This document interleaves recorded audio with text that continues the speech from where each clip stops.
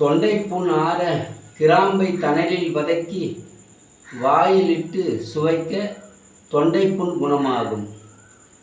தொண்டை வலி குணமாக அமுக்குரா கிழங்கை தெளிந்த சுண்ணாம்பு நீரில் குழைத்து சூடு செய்து பொறுக்கும் அளவிற்கு தொண்டை மீது பத்து போடவும். ஜலதோஷம் இருமல் குணமாக முள்ளங்கி சாறு சாப்பிட்டு வரலாம். மூக்கில் நீர் வடிதல் குணமாக வேப்ப இலை ஓமம் அரைத்து நெற்றி மற்றும் பிடரியில் பூசிக்கொள்ளலாம். குழந்தைகளுக்கு